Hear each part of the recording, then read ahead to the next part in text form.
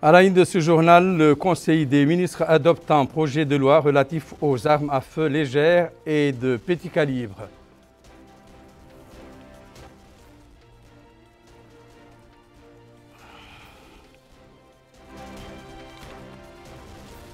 L'Assemblée nationale élit les membres de la Haute Cour de justice.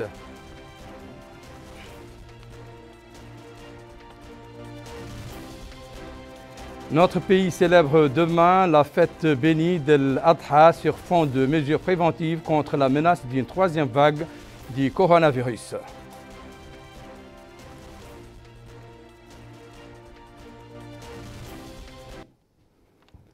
Mesdames, Messieurs, bonsoir et bienvenue à cette édition du journal que nous commençons par ce décret de la présidence de la République qui communique les journées de jeudi et de vendredi sont chômées et payées.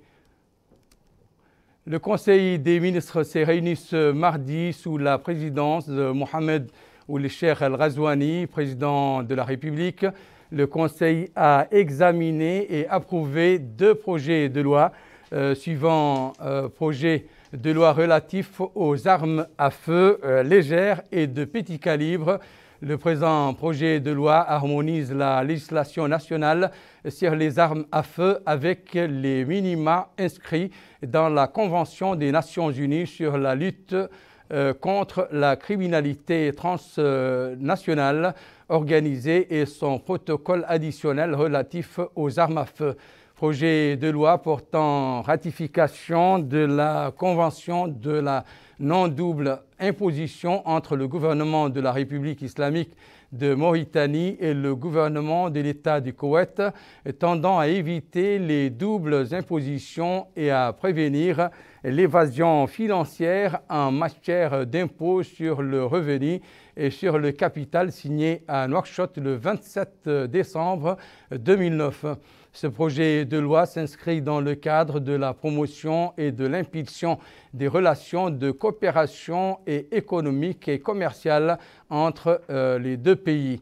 Cet accord vise à établir les contrôles juridiques et réglementaires visant à éviter la double imposition et à prévenir l'évasion financière liée à l'impôt sur le revenu et à l'impôt sur le capital, ce qui améliorerait le climat des affaires, faciliterait les opportunités de coopération commerciale et attirerait les investissements directs étrangers, réalisant ainsi la croissance économique et la prospérité.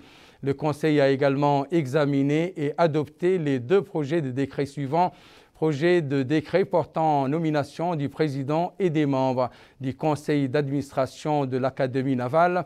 Projet de décret autorisant la dérogation à la procédure d'appel à la concurrence sur une zone du domaine pétrolier relative au champ gazier de Banda. Le projet de décret propose de mettre en place un processus de sélection d'un opérateur pour signer un contrat d'exploration-production sur Banda en vue de développer le projet pour la production d'énergie GTP et toute autre utilisation du gaz, y compris le gaz naturel liquide. Projet de décret portant approbation de l'avenant numéro 1 au contrat d'exploration-production portant sur le bloc C15 du bassin côtier signé le 30 juin 2021 entre l'État mauritanien et la société Total EP Mauritanie. Projet de décret portant approbation de l'avenant numéro 1 au contrat d'exploration-production portant sur le bloc C31 du bassin côtier signé le 30 juin 2021 entre l'État mauritanien et la société Total EP Mauritanie. Les deux projets de décret visent l'approbation de la signature des deux avenants pour réorganiser les étapes d'exploration conformément à l'article 20 du Code des hydrocarbures concernant la durée de la période de recherche. Le ministre des Affaires étrangères, de la coopération et des Mauritaniens de l'étranger a présenté une communication relative à la situation internationale. Le ministre de l'Intérieur et de la décentralisation a présenté une communication relative à la situation intérieure. Vous pouvez suivre après ce journal le point de presse hebdomadaire du gouvernement consacré aux résultats du Conseil des ministres.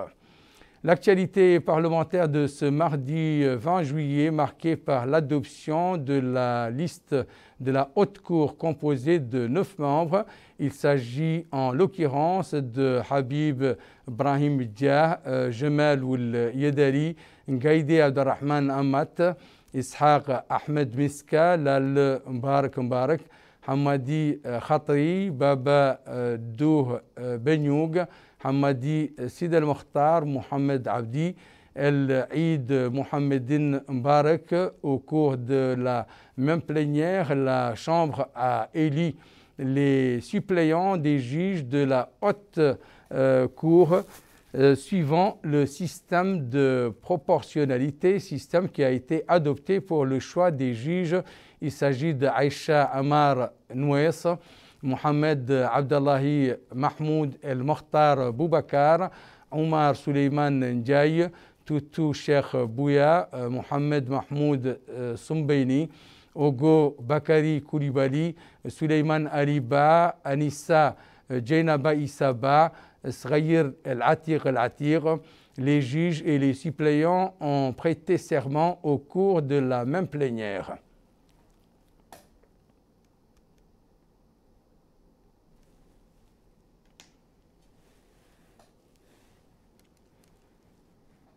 L'hémicycle a par ailleurs abrité une séance plénière au cours de laquelle 3 ministres ont répondu à des questions orales que les députés leur avaient adressées.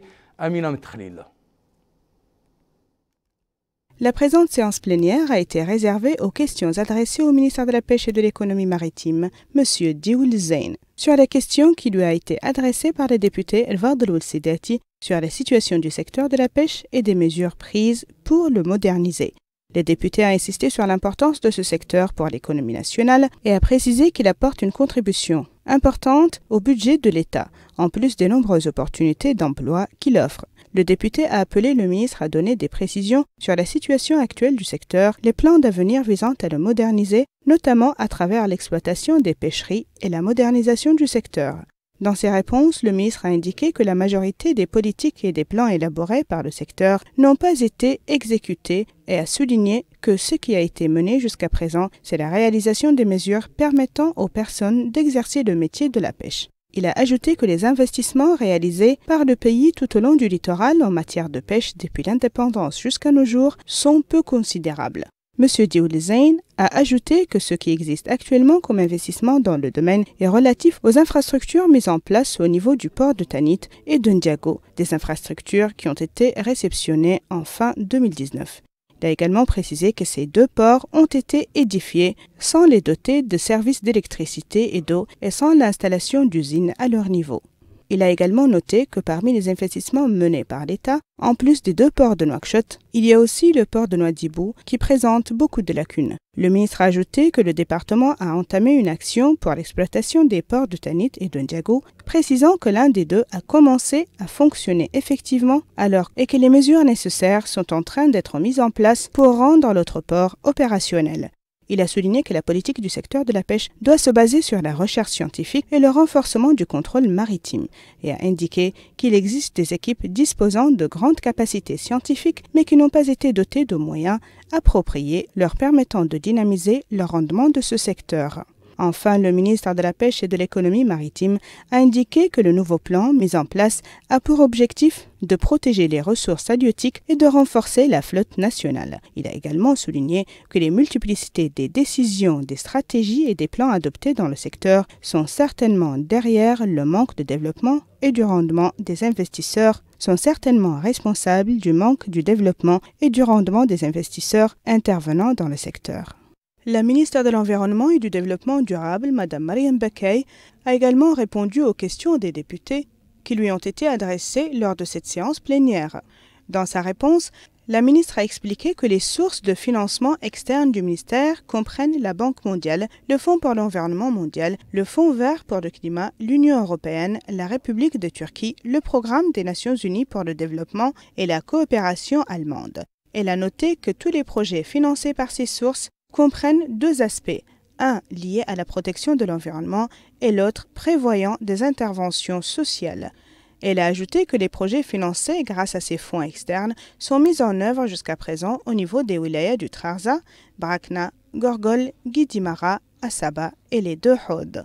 Madame Mariam Bekay a indiqué que le principal problème environnemental de la Mauritanie est le problème de la désertification et de la destruction des forêts et a noté que 84% de la superficie du pays souffre de la désertification et que 46 hectares de couvert végétal sont éliminés chaque année, et ce, en raison de la destruction des forêts.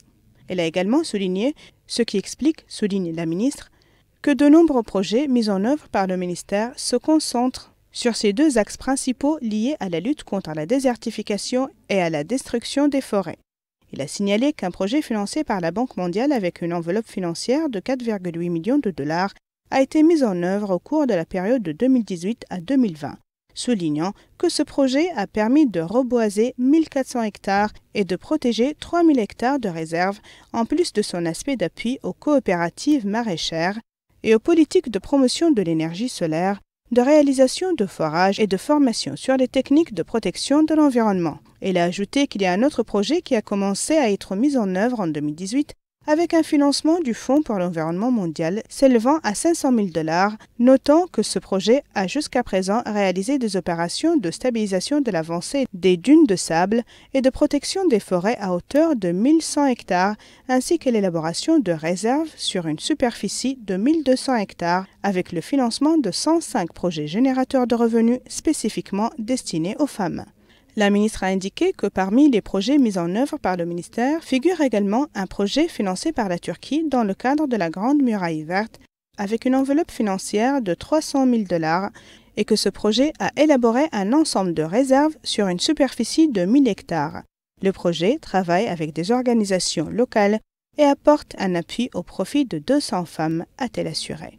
Un autre projet également soulevé par la ministre, celui intervenant dans le domaine de la protection de l'environnement financé par l'Union européenne d'un montant de 6,9 millions de $, qui est supervisé par des organisations de la société civile et qui a jusqu'à présent reboisé 100 hectares dans le cadre de la lutte contre la désertification. Mission terminée pour le secrétaire exécutif du G5 Sahel. Maman Sambo Sidikou a été pour l'occasion décoré de la médaille de commandeur de l'Ordre du Mérite national, médaille qui lui a été décernée au nom du président de la République, M. Mohamed Ould-Cheikh Al-Ghazouani, par le ministre des Affaires économiques et de la promotion des secteurs productifs, M. Ousmane Mamoudou Kane. Le secrétaire exécutif du G5 Sahel a saisi l'opportunité de cette cérémonie d'adieu pour énumérer quelques réalisations phares. C'est avec beaucoup. Je prends la parole après cette cérémonie de distinction pour adresser mes vifs remerciements à son Excellence, Monsieur le Président de la République islamique de Mauritanie, pour cette marque d'attention. Mes remerciements vont ensuite à vous, Monsieur le Ministre, pour le rôle de coordination et d'accompagnement que vous jouez dans le cadre du G5 Sahel. J'ai eu l'honneur de dire, Monsieur le Président de la République, combien j'étais sensible non seulement à l'hospitalité mauritanienne, mais aussi à l'accompagnement constant et attentionné dont il a fait preuve à mon endroit, en tant que secrétaire exécutif du G5 Sahel, mais aussi simplement à l'endroit du secrétariat exécutif. Durant les 3 années et demie, nous avons pu engranger plusieurs résultats au profit du G5 Sahel. Je voudrais mentionner particulièrement la présidence mauritanienne du G5 Sahel en 2020, année charnière, difficile, dangereuse, je dirais, si l'année, mais qui a su trouver des leviers pour la mise en œuvre de priorités définies dans la feuille de route de la dite présidence. Ainsi, on peut citer, à titre d'exemple, l'adoption du cadre d'action prioritaire intégré, le CAPI, le lancement de la coalition pour le Sahel, la conclusion diligente du projet de lutte contre la Covid-19 avec le soutien de la Banque africaine de développement, les initiatives prises pour l'annulation de la dette et le soutien apporté au Mali suite à la crise sociopolitique qui a conduit à la mise en place de la transition. Ce travail abattu a été possible grâce à l'accompagnement, le soutien et l'engagement de plusieurs acteurs. C'est pourquoi je voudrais dédier cette distinction à l'ensemble des acteurs qui ont contribué à l'atteinte des résultats durant mon mandat, et particulièrement aux collègues du secrétariat exécutif du G5 Sahel. Je voudrais terminer en renouvelant mes remerciements et en vous promettant de porter cette médaille de la République islamique de Mauritanie avec fierté et honneur. L'actualité nationale au volet de l'éducation nationale marquée par les préparatifs du baccalauréat. C'est dans ce cadre que le ministre de l'Éducation nationale et de la réforme du système éducatif et de son homologue de l'Intérieur et de la décentralisation se sont réunis aujourd'hui avec les présidents des centres d'examen au niveau de l'ensemble du territoire. Quel était l'objectif de cette réunion? Élément de réponse avec Bokar Bailaba. Les examens du baccalauréat se profilent à l'horizon. Dans moins d'une semaine, les candidats s'affronteront avec les épreuves. Parmi les ressources humaines en première ligne dans l'organisation du baccalauréat, il y a les responsables des centres d'examen. À cette occasion, le ministre de l'Éducation nationale et de la réforme du système éducatif, Mohamed Melaïn Eyi, a exhorté les responsables des centres d'examen à mener à bien leur travail dans le cadre de la responsabilité nationale qui leur a été attribuée compte tenu de leurs compétences et expériences dans ce domaine. Il a déclaré que les chefs des centres d'examen ont des pouvoirs pour effectuer leur travail librement et de manière transparente et qu'ils ont le droit de prendre toute décision qu'ils jugent appropriée pour le bon déroulement des examens en cette période marquée par l'apparition de la troisième vague de Covid-19. Mohamed Melaïn Eyi a indiqué que les autorités administratives et sécuritaires veilleront au bon déroulement des examens du baccalauréat du début à la fin. Il a souligné que la présence du ministre de l'Intérieur et de la décentralisation à cette réunion prouve les efforts déployés par tous les secteurs pour réussir cet examen qui est un indicateur de mesure de la performance du système éducatif. En somme, le baccalauréat représente l'achèvement de la scolarité secondaire et celui du statut d'élève pour marquer l'aboutissement par lequel l'élève accède à un autre statut, celui d'étudiant. Le ministre de l'Hydraulique et de l'Assainissement se trouve à Attar où il a visité aujourd'hui les travaux d'extension du réseau d'eau de la ville exécutés par la Société nationale d'eau. Mohamed Hassan Ould Boukhres a constaté les équipements acquis à cet effet destinés à relever la production à 6000 mètres cubes jour.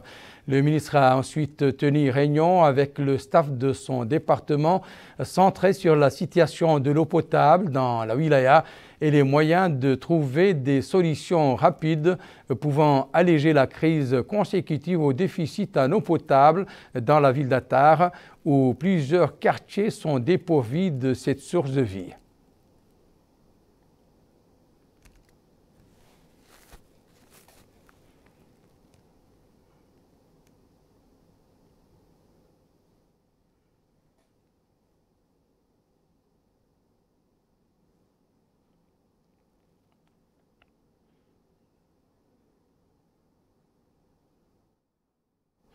Plus au nord, précisément dans la ville de Zouérat, le délégué général à la solidarité nationale et à la lutte contre l'exclusion Ta'azour a supervisé le lancement des transferts monétaires au profit des familles classées en situation d'insécurité alimentaire. Malika Nagli. 27 000 familles classées en situation d'insécurité alimentaire bénéficieront de transferts monétaires pour un montant de 2 990 millions d'ouguiya améro. Ces familles, composées de 187 040 personnes, sont résidentes dans 28 muqata'a du pays. Ce transfert monétaire est mis en œuvre par la composante El Maouna du programme Takaful de la délégation générale Ta'azour. Le délégué général à la solidarité nationale et à la lutte contre l'exclusion Ta'azour, M. Mohamed Mahmoud Bouassiria, accompagné du wali du Tirizemo, M. Selmoul Sidi, a présidé le lancement de cette initiative généreuse pilotée par le commissariat à la sécurité alimentaire. Dans son allocution, M. Moulay El-Hassan Zaidan Abdelmalek, coordinateur du programme Takafoul, a expliqué que de 2020 à ce jour, plus de 2 milliards ont été distribués au cours des différentes opérations menée par la délégation à travers son programme Takafoul. Il a précisé que pour que cette aide en espèces parvienne aux bénéficiaires dans leur lieu de résidence et pour éviter toute affluence compte tenu des conditions sanitaires actuelles, un contrat a été signé pour la remise de ces fonds avec 2 opérateurs de services de paiement après avoir remporté un appel d'offres ouvert organisé à cet effet. Le coordinateur a indiqué que le volet El Maouna est déjà intervenu pour aider 8 990 familles en 2020. Il apportera cette année un montant de près de 300 millions d'ouguiyas améro au profit de 27 000 familles. Le volet El Maouna s'apprête également à venir en aide à 1100 familles au moins avec un montant de 5 100 000 MRU en cas d'éventuelle inondation. À son tour, le Wali du Tirizémour a félicité le délégué général à la solidarité nationale et à la lutte contre l'exclusion pour le travail remarquable qu'il accomplit dans toutes les wilayas à travers des programmes spécifiquement orientés vers les personnes vulnérables. De son côté, le maire adjoint de la commune a déclaré qu'en dépit des activités minières et économiques, Zouéret est dans le plus grand besoin des multiples initiatives de la délégation générale Ta'azour, et ce, dans tous les domaines. Des milliers de familles sur l'ensemble du territoire national bénéficient des programmes multiples et variés de la délégation générale de Ta'azour. Ici à Nouakchott, l'opération Cash Transfert est arrivée à son terme. Elle a été supervisée par le secrétaire général du ministère de l'Action sociale, de l'enfance et de la famille. Cette opération entre dans le cadre du programme de soutien mensuel consenti à 563 personnes victimes de maladies chroniques et d'autres de cancer. Les bénéficiaires de ce soutien ont remercié les pouvoirs publics pour cet appui financier.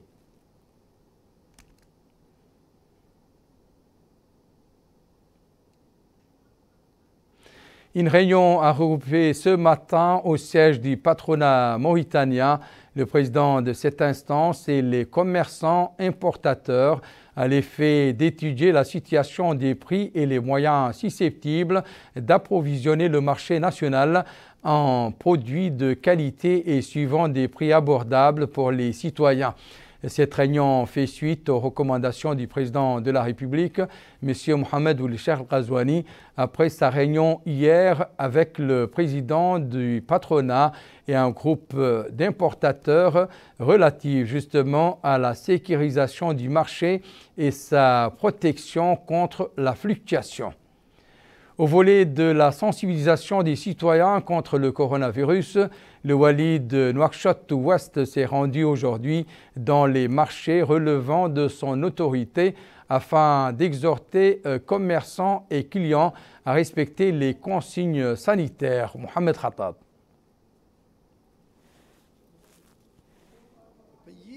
Constaté ces derniers jours, les activités de la journée nationale de sensibilisation se poursuivent pour freiner la propagation de la Covid-19. Ainsi, le Wali de Nouakchott-Ouest, M. Abdelrahman Ould Hassan, s'est rendu ce matin au marché d'Iksar où il a exhorté les populations, commerçants et clients à respecter strictement les mesures de précaution. Dans la Muqata'a de Tefraghzene, deuxième étape de sa tournée, le Wali s'est également enquis du niveau de respect des mesures sanitaires recommandées. L'occasion pour lui de souligner qu'au niveau de la wilaya de Nouakchott-Ouest, ils ont tenu une réunion de la commission régionale de vigilance et de sensibilisation pour mettre en œuvre les instructions du ministre de l'Intérieur et de la décentralisation pour faire face à la nouvelle vague du coronavirus. Le Wali, M. Abdelrahman Ould Hassan, s'est également rendu au marché de Sabra, en compagnie des autorités administratives et sécuritaires, où il a discuté avec vendeurs, acheteurs, visiteurs, les exhortant à respecter les mesures préventives, à éviter les rassemblements, à porter des masques et à se laver fréquemment les mains à l'eau et au savon. Nous allons à présent suivre le point de presse quotidien du ministère de la Santé relatif à la dernière évolution de la pandémie du Covid-19 en termes de nouvelles contaminations, de rémissions et de décès, mais aussi du nombre de tests effectués. Épidémiologique, durant les dernières 24 heures, 176 nouveaux cas ont été enregistrés, dont 1 cas contact, 175 cas communautaires. 99 nouvelles guérisons ont été enregistrées de la dernière 24 heures et un nouveau décès. Les cumuls de cas positifs enregistrés depuis le début de la pandémie est de 22 929, dont 9 197 cas contacts, 13 530 cas communautaires et 202 cas importés. Le cumul de cas de guérison enregistrés depuis le début de la pandémie est de 20 901. Le cumul de décès est de 512. Nous avons aujourd'hui 1516 cas actifs, dont 1458 asymptomatiques, 36 avec des symptômes simples et 22 avec situation grave. La répartition des nouveaux cas positifs par Mukata'a, 2 à Koubani, 5 à Barkewel, 1 à Gerou, 5 à Bogué, 3 à Muktal Hajar, 1 à Boutilimit, 3 à Kermessin, 3 à Wadenaga, 2 à Rosso, 1 à Aoujift, 2 à Atar, 2 à Chami, 41 à Nouadhibou, 2 à Mujriya, 1 à Selibabi, 8 à Zouarat, 2 à Akjoujet, 6 à Oksar, 1 à Sabra, 27 à Tavraq Zaina, 7 à Dar Naïm, 23 à Tayaret, 7 à Toujounine, 10 à Aravat, 4 à Almina et 7 à Riyad. Les tests réalisés durant les dernières 24 heures sont au nombre de 2241, dont 1768 TDR et 473 PCR. Le cumul de tests réalisés depuis le début de la pandémie est de 395 764, dont 251 672 TDR et 115 021 PCR. Pour la vaccination, 748 nouvelles doses ont été enregistrées, ont été administrées durant les dernières 24 heures pour première dose et 374 deuxième dose. Le cumul des premières doses administrées depuis le début de l'opération est de 175 705 et pour la deuxième dose, 14 493. À Rosso, la campagne de sensibilisation contre la troisième vague du coronavirus a démarré aujourd'hui sous la supervision du Wali d'Itrarza. Moulay Ibrahim a effectué une tournée au niveau des marchés de la ville de Rosso dans le dessein d'exhorter les citoyens à respecter les mesures préventives. El Hajj Abdallah Eddine. À partir des locaux de la commune de Rosso, la campagne de sensibilisation contre les dangers du coronavirus a été lancée. Elle est supervisée par le Wali de la Wilaya d'Itrarza, M. Moulay Ibrahim. À cette campagne de sensibilisation participent des jeunes volontaires. Le marché de la ville a constitué le premier endroit ciblé par les sensibilisateurs qui conscientisent les acheteurs, les vendeurs et les marcheurs sur les risques de la troisième vague du coronavirus pointant à l'horizon. Dans une déclaration faite à cette occasion, le Wali de la Wilaya de Trarza a indiqué que chacun est tenu de contribuer au changement des mentalités et au respect des mesures préventives recommandées par les autorités sanitaires. Le Wali a exprimé son espoir de voir les campagnes de sensibilisation en cours, menées conformément aux instructions des hautes autorités du pays, porter ses fruits. Le Wali a salué le rôle des jeunes dans la Mukata'a de Rosso, sur lesquels les autorités comptent toujours dans les moments difficiles. La seconde étape de cette campagne de sensibilisation contre le coronavirus était le marché de bétail situé au kilomètre 7, un lieu très fréquenté ces jours par les habitants. Dans cet endroit, les sensibilisateurs ont expliqué aux citoyens les dangers du virus et l'importance du respect des mesures préventives. Le bac de Rosso a été également ciblé par les équipes de sensibilisation qui ont appelé les passagers, les commerçants à prendre au sérieux les dangers de la pandémie et à suivre les recommandations édictées par les autorités sanitaires compétentes afin de juguler la propagation du virus. Dans la capitale du Hod el-Sharqi, l'autorité de régulation du transport routier a entamé une campagne de sensibilisation au niveau de la gare routière de la ville à l'effet d'inciter les prestataires et les usagers à porter les masques et respecter la distanciation physique. Najia Jakani. L'autorité de régulation du transport routier a lancé en aimant une campagne de sensibilisation de lutte contre les dangers du coronavirus. La campagne s'est déroulée en présence du conseiller du Wali du Hod el-Sharqi, M. Yaqoub Ould Ismail Ould Mohamed Yahri. La campagne a ciblé la gare routière dernièrement où ont été distribuées des affiches précisant les méthodes de prévention à prendre contre ce virus mortel, ainsi qu'il a été procédé à la distribution de masques aux transporteurs et aux passagers. À cette occasion, le délégué régional de l'Union des chauffeurs au Had Sharqi, M. Bouhoul Mouaïs, a indiqué que les chauffeurs ont la responsabilité d'assurer un voyage au cours duquel sont respectées les mesures préventives, notamment le port du masque et la distanciation physique.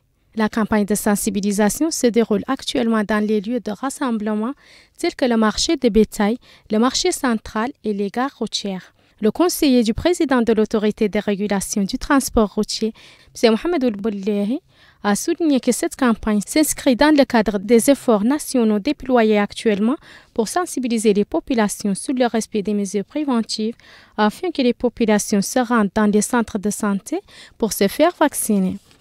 M. Mohamed Oulboulehi a ajouté que la campagne touchera toutes les muqata'a du Had Sharqi. Cette campagne vise à informer les citoyens sur la nécessité de respecter les mesures barrières pour limiter la propagation de cette pandémie du coronavirus. L'imam de la mosquée centrale du Had Sharqi a mis l'accent sur l'importance de se prévenir contre le coronavirus et la nécessité de se comporter conformément aux recommandations sanitaires.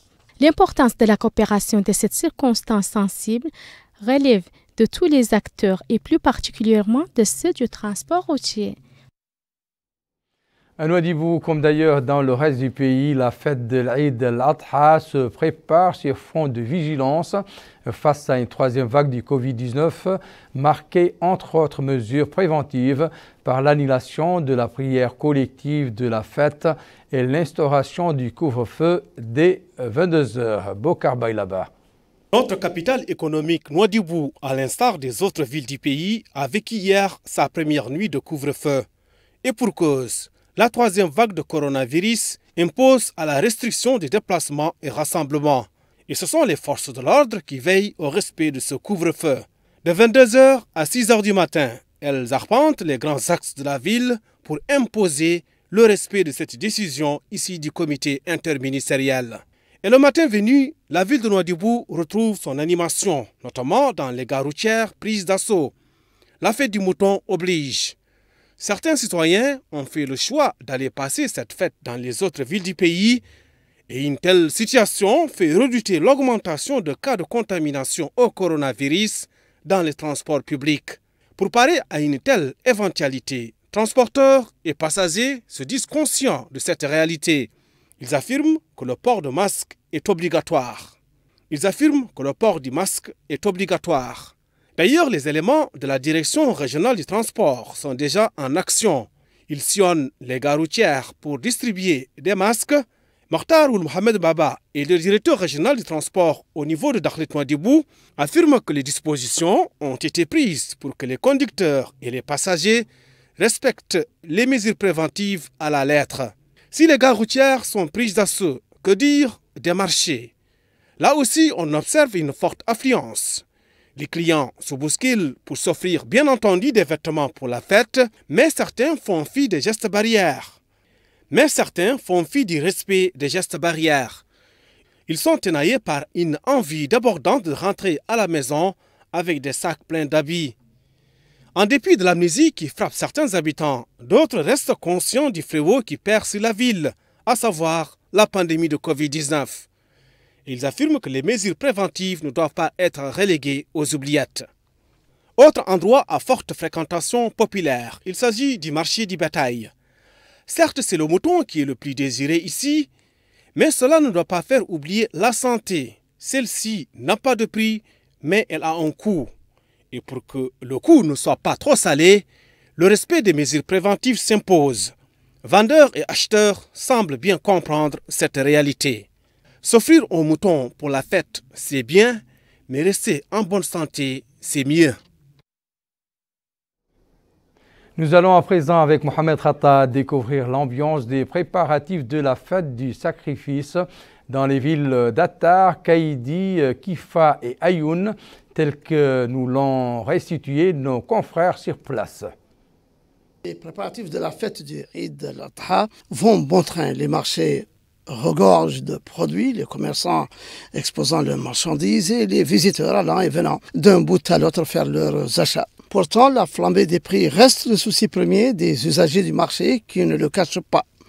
L'ambiance de marché à Aïoun est différente d'avant, dit ce jeune homme. Les habits coûtent cher, la marchandise est en abondance, mais les son prix sont intenables, dit cette femme. Pour ce taximan, la recette est moyennement bonne. Ce n'est, dit-il, que le début, mais tout va pour le mieux. Il est vrai que les boutiques et commerces débordent de marchandises. Les habits pour les enfants, les femmes et les hommes sont exposés et les commerçants affichent le sourire pour attirer les acheteurs en affirmant que les prix dont certains se plaignent ne posent pas de problème. D'autres revendeurs estiment que ce n'est pas encore la grande affluence, mais qu'à cela ne tienne. L'ambiance est déjà bonne et cela présage d'une bonne fête. À Kifa, la joie de faire la fête, son ambiance et ses préparatifs, avec la prise d'assaut des marchés par les populations venues acheter leurs habits pour le grand jour d'Eid al-Adha, a été cette année bousculée par la crainte d'une troisième vague du coronavirus. Pourtant, dans les marchés, ça se bouscule comme si de rien n'était, alors que le pays tout entier, Kifa compris, connaît une recrudescence de la pandémie planétaire avec ses nouveaux variants. L'atmosphère de la fête est bonne, dit ce commerçant. Les habits sont nombreux pour tous. Je suis venu acheter mes habits de fête, dit ce jeune homme, mais j'ai constaté que tout le monde ne respecte pas les mesures préventives. Le marché est riche de produits, dit cette fille, et les gens y affluent. Il est vrai que le marché de Kifa, qui est l'un des plus grands dans la Moqata'a, est très prisé. Tout est disponible en matière d'habits, disent ces jeunes femmes, mais les gens ne respectent pas les mesures sanitaires recommandées.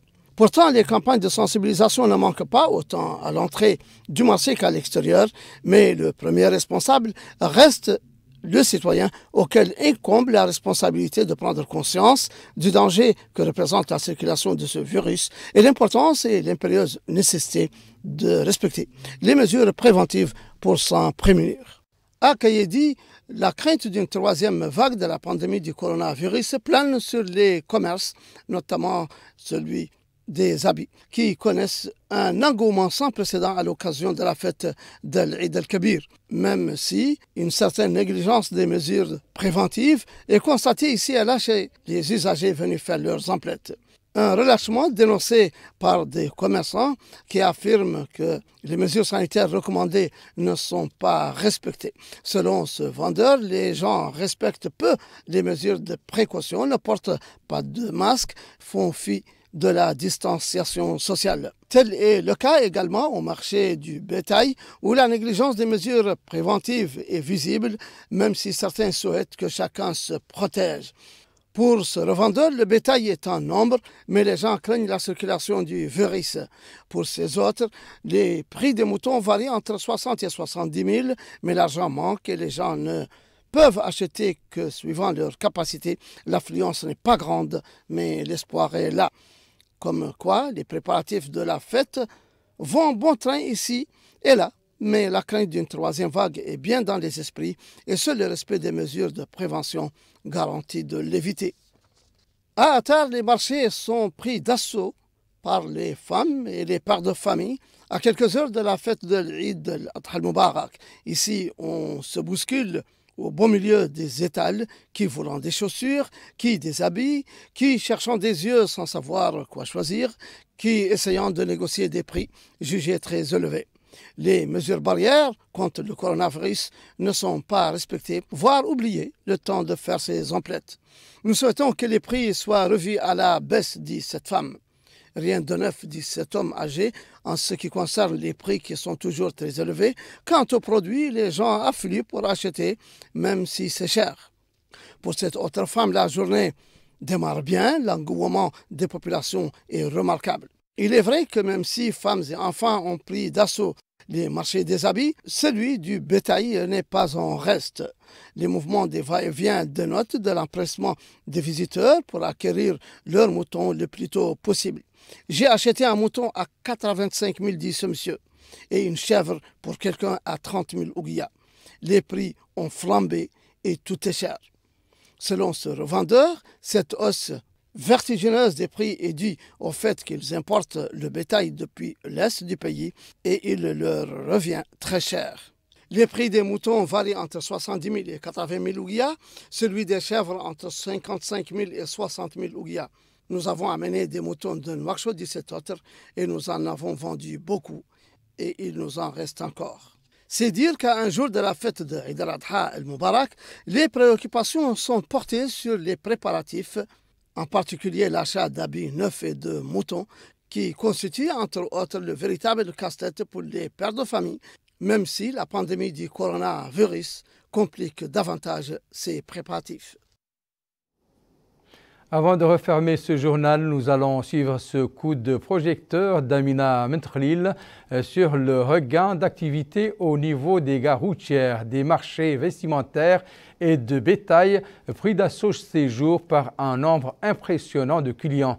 Deux constats se dégagent de son reportage, l'augmentation du coût du transport et le non-respect des mesures préventives.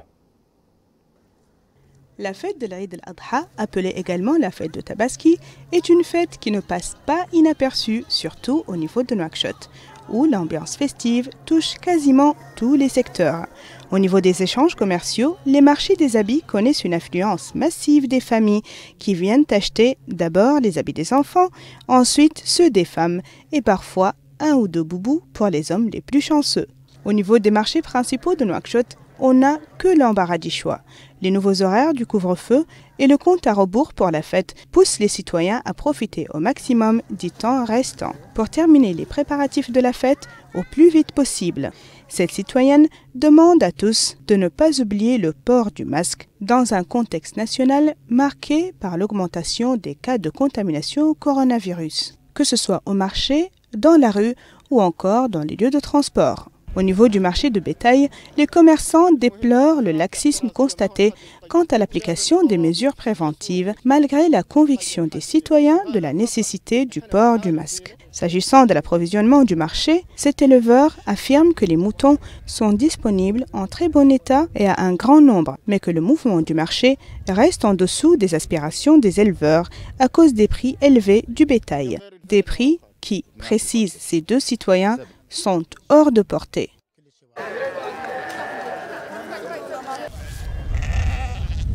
Un autre aspect très important pour les personnes travaillant en dehors de leur localité d'origine, le transport, qui leur permet un retour joyeux dans leur famille afin de fêter ensemble la Tabaski et profiter des moments précieux pour les différents membres de la famille. Là aussi, la flambée des prix s'étale pour couvrir également ce secteur vital. Les billets de transport achetés avant la fête à 2500 anciennes ouguiya, précise cette citoyenne, sont aujourd'hui disponibles à pas moins de 6000 anciennes ouguiya, plus de 2 fois le prix habituel du billet. Plusieurs citoyens disent être coincés dans les gares routières à cause de la flambée des prix des billets de transport. Ils n'arrivent plus à voyager. Les transporteurs, quant à eux, justifient cette augmentation des prix par le retour vide de leurs véhicules qui ne trouvent pas de passagers une fois arrivés à destination. Et entre les deux, nombreux sont les passagers soucieux de la sécurité routière en temps de fête. Ce citoyen déplore l'état réel des moteurs des bus malgré la tôlerie et peinture récemment faite. Il appelle donc tous les conducteurs à faire preuve de vigilance et à ne pas dépasser les vitesses permettant de voyager en toute sécurité. Arriver tôt ou tard, l'essentiel en fin de compte, c'est d'arriver sain et sauf à destination.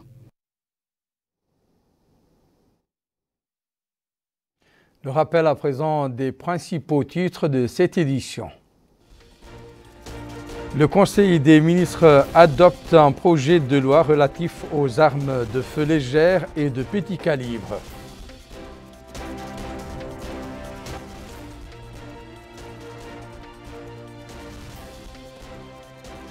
L'Assemblée nationale élit les membres de la Haute Cour de justice.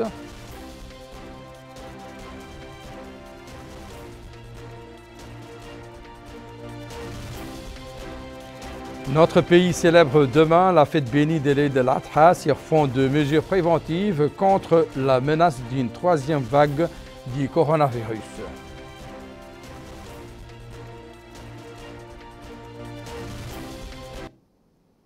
C'est la fin de cette édition. Merci pour votre attention. Bonne fête à tous et à très bientôt sur El Mauritania. Au revoir. Dakar.